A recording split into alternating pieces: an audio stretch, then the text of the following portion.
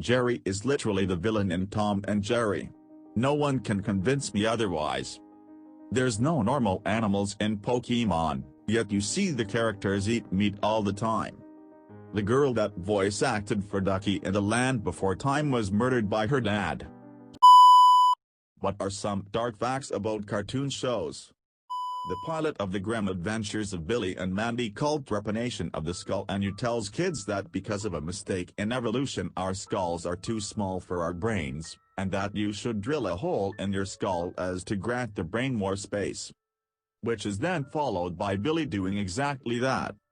The whole thing looks like some cursed forgotten videotape. Oh, that's why Billy is so dumb. That whole show was a fever dream, from what I can remember. Ren and Stimpy was an absolute nightmare for the people who worked on it. John K. ordered them not to make the same face twice. Pretty, but it was help for the workers because they were constantly drawing things. John K. was a nightmare boss. One of the producers had a sign on his wall labeled John's knees and invited people to kick it. By the time he left it was reduced to a hole. They made several episodes that were just the animators ranting about how much of an asshole that John K. was. I remember seeing him on Howard Stern's show as a kid and he seemed off to me then. He was complaining about how they stole his show and trying to make a case for himself, but he came off as a lunatic. You could see how Howard Stern was on his side a bit in the beginning, but by the end is just stunned how unhinged he was. A literal dark fact, Batman, the animated series had their backgrounds drawn on black paper instead of white paper, to make Gotham appear darker. And it made it look so cool. Well, Mr. Freeze also made it a bit cool if I do say so myself. Smile. Is your name Arnold Schwarzenegger? Cause my god that's a bad pun. There was a Smurfs PSA that was made for UNICEF I believe where their entire village is carpet bombed. Gargamel then rested as the sun rose across a grateful universe. This made me laugh for all the wrong reasons. There was a lot of dark political humor that would later get removed from the Looney Tunes back in the 1960s during the Cold War. Just the other day I saw a clip on Twitter of Hitler in a German stereotype opening a bag and yelling, "Then they run away," and it's Bugs Bunny dressed as Stalin. It's actually an amazing episode. The voice actor for Uncle Iroh was struggling with esophageal cancer, and when he was singing Leaves from the Vine, his voice cracked and he sang with the emotion he had been carrying, making Iroh's sadness all the more real. R.I.P. Mako. Everybody's gangster until Iroh starts singing Leaves from the Vine. And the voice actor after him won't sing it out of respect to him. The girl that voice acted for Ducky in The Land Before Time was murdered by her dad. She was 10. This was my first thought when I read this question. If you grew up in the late 80s to mid-90s you remember that yup. Yup. Yup. Forever. R.I.P. to that poor child.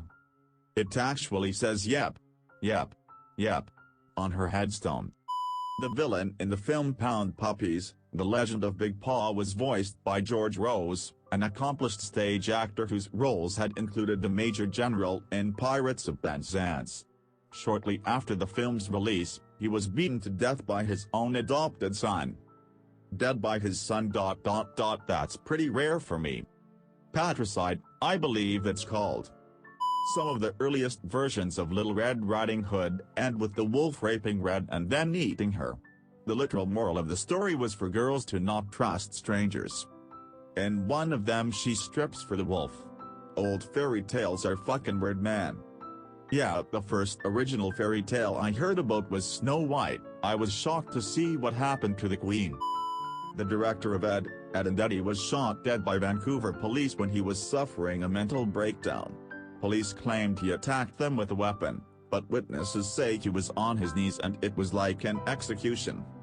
Reading about Boyd's murder was disgusting but not unexpected. Police shouldn't be allowed to investigate themselves. This one hits hard for me because as a child Ed, Edd and Eddy was literally one of my favorite shows. This thread is rough. The studio had to get someone else to sing Soon You Will Come Home and All Dogs Go to Heaven because the voice actor, Judith Barcy, had such a traumatic home life because of an abusive, alcoholic father that she couldn't sing the song without having a breakdown. She and her mother were murdered by him before the movie was released in a double murder/suicide. She was only 10. She was also the voice of Ducky from Land Before Time. Her tombstone reads, "Yep. Yep. Yep." Every time I think about this, I just wonder how the hell someone didn't step in and get that little girl out of that situation. I mean, she worked on major movies, she must have been surrounded by adults who should have been able to pick up on what was going on in her home life. The fact that she couldn't sing the song without crying should have been a big enough clue. Well, when Stewie ran through the house screaming "Help me! I've just escaped from Kevin Spacey's basement," you could interpret that in a certain way. A lot of that stuff were Hollywood open secrets for a long time. If you dig around, there's a lot of jokes about Weinstein being abusive going back decades. People knew about it, but were also in. Exposing them meant going against their significant clout and amounted to career suicide. So most just kept quiet. There's an episode of The Nanny, 90s American sitcom, where Fran tells Maggie to stay away from Woody Allen. Splinter died twice on screen in TMNT 2012. And Coco from Foster's Home for Imaginary Friends is the imaginary friend of a kid who got stuck on an island after a plane crash. I always thought Coco's kid was a non-verbal kid, huh? Is that why Cocos Head looks like a palm tree and body like a broken plane? There was a banned episode of Pengu that featured a disturbing walrus. The episode was later put back in rotation, but with a warning to parents about the episode. I'm not sure if that walrus looks more like Steve Harvey or Eddie Murphy. Now he actually does look like Steve Harvey. Kind of sounds like him too. There's an episode of Dexters Laboratory where he cusses a lot. It was considered apocryphal for a while until they released a censored version a few years back. Some fans made their own edits to add back in the swearing. This reminds me a lot of the toxin removal episode of Rick and Morty. Am I the only one that finds that hilarious? That Sleeping Beauty is only 14 years old in the original story and Prince Charming is around 30. And she only wakes up because she goes into labor. Not quite. In the original, she's impregnated while she's unconscious, and she only wakes up when one of the babies, she gave birth to twins, Iroh, sucks on her finger and coincidentally removes the enchanted splinter. There's no normal animals in Pokemon, yet you see the characters eat meat all the time. Not the show, but in Pokemon Blue and Red there is a kid in the Ghost Tower who says he's sad about his dog dying. I doubt he meant Arcanine or Growlithe since NPCs usually refer to the Pokemon by name. Early Pokemon media did show and reference real-life animals. But that sort of thing got dropped pretty quickly. Yeah, I remember one episode in particular where this guy says that if Ash beats him in a battle, he'll take them all out for cheeseburgers. That realization messed me up a little bit. The host of Total Drama Island is a felon convicted of so many crimes.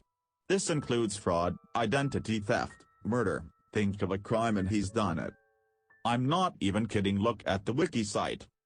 I'm not finding anything like that from my Google search. Do you have any links? I met him at a comic expo in 2012 and he was super friendly. I knew him as Jude from 16. God, this guy is worse than Caesar. There is an episode of Tom and Jerry where Tom has to guard the king's food. But Jerry and his gray little friend mess it up for him, and Tom gets beheaded on the guillotine as punishment. Jerry is literally the villain in Tom and Jerry. No one can convince me otherwise. Yes. That episode pissed me off as a kid. Chowder got cancelled because of Aqua Teen Hunger Force. ATHF had a new movie coming out and Cartoon Network really didn't think their promotional stunt through and it ended up in a citywide bomb scare and them having to pay a ton of money in fines and lawsuits. Strapped for cash, Cartoon Network had no choice but cancel or sell some of their shows and unfortunately Chowder was one of them on the chopping block. Flapjack was a victim of it too. Damn, so that's why I liked watching those two in junior high and then they just stopped getting new episodes. Always wondered why. Before Rick and Morty was Rick and Morty, it was a web series known as Doc and Marty. The pilot episode involves Marty blowing Doc. I remember when it was first posted to Reddit before Rick and Morty was a thing. Justin Roiland is a fucked up dude.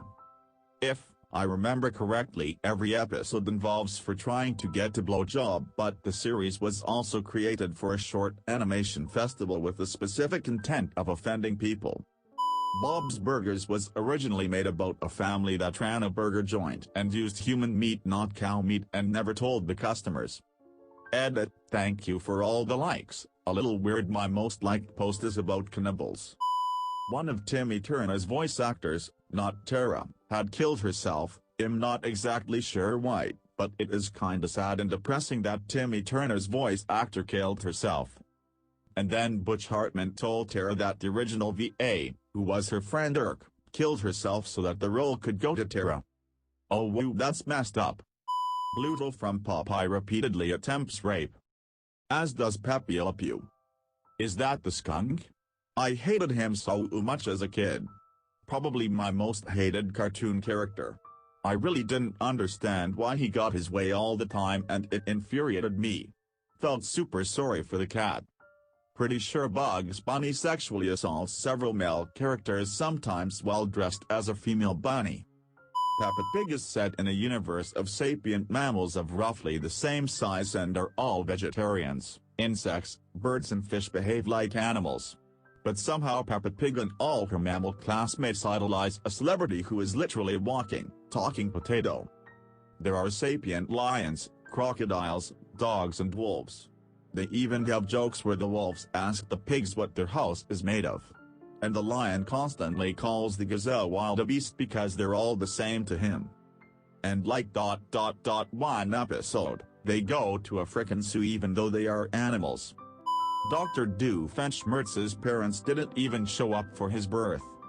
Now there's an actual fact for once in this thread. He was raised by ocelots though, so there's that. And I'm not sure if that was before or after he was a lawn gnome. I think everyone remembers the scandal with that Pokemon episode with the flashing lights that caused seizures and discomfort in some children. Despite the fact what causes the seizures was Pikachu's attack, Porygon received all the blame. The episode is mainly the only time Porygon appeared on the show. All other appearances are very minor cameos in the background. Yeah, from what I heard, some Einstein in the media the next day played the clip in question causing a lot more people to have seizures.